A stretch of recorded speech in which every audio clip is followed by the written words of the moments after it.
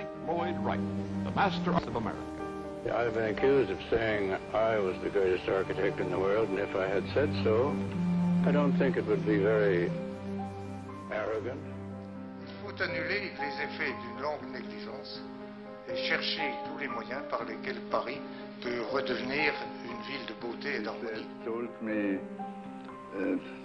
we need a pavilion. They said, what do you mean by a pavilion?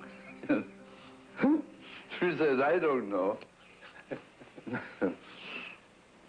We have so much money for it, build it. But please, not too much. When you want to give something presence, you have to consult nature. And there is where design comes in. If you think of brick, for instance, you say to brick, what do you want, brick? First rule of architecture is to be born rich. Second rule is to, failing that, to marry wealthy. And the third is to, there's no third, you got to do one of those things. I thought I had something to say, and I wanted to get it out. I think it's also the result of being a young architect and not having much work and being frustrated. One of the reasons that I did the book on my work when I did it was out of a certain frustration of having designed so many buildings and having done the working drawings and getting them to the point where they could begin construction, and then because of the economic situation in the early 70s, so many of the buildings were not built. 2 or 3 pieces of architecture that I, in myself, knew was architecture, and that somebody else, one of my colleagues, and probably Jack would be the one I would respect the most, that would say, hey, Peter, that's a piece of architecture. I'd be very happy. And not very many. I don't need very many. You know, if you got a rectangular box and the windows are rectangular and everything's straight, you pretty much sense where things are coming from. But when they're not, then you get a different take on it, and that became an interesting part of my book that I'm using in my vocabulary on my new work.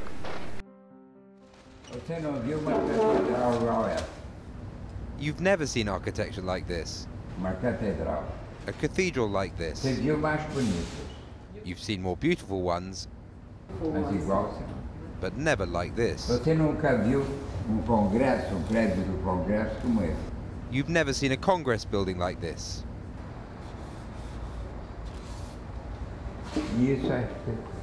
Now that's architecture. I have learned from Palladio what is architecture. Architecture with capital letter A. This is a kind of, almost for me, many architects, impossible to explain directly. One thing I can say is, maybe unconsciously, I was trying to find this architecture, the concept of architecture, maybe from the time of my student until now. The irony of an architect is that he or she cannot define their own agenda. You can have a whole series of preoccupations, kind of interest, competences, etc., but you have no control over kind of any sequence in which it will be developed or unfolded or applied. I said earlier that architecture expresses an extremely artificial order. I think architecture has to be a gift. He said, Lebius, very nice drawings.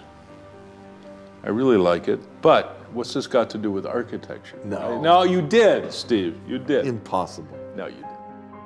The importance of drawing emerged from that period, re-examining kind of the graphic representation and how that led to really new ideas, because I think everybody, in their very different ways, were focused on a new existence. This feeling is just about the 1980s. In China, it's a very special time. I can remember after I finished my master degree study, my feeling is very angry, because in the school it's so many, they just teach old things, very boring, but I don't like it. So when I go out to our school's gate, I say, I will not come back here forever. What I do, I steal from them. Yeah. I'm not in competition. I just take. No, I'm joking, but you know. It's the evening before the public opening, and Daniel Libeskind arrives at the museum for a pre-opening party. But in a break from his usual black uniform, he unveils a unique jacket created by one of the museum's benefactors to match the titanium cladding of the building. See that it's really scaled to the body, but it was a great surprise, and they work with Armani. It's a phrase Rem and I coined long, long ago, stupid but smart.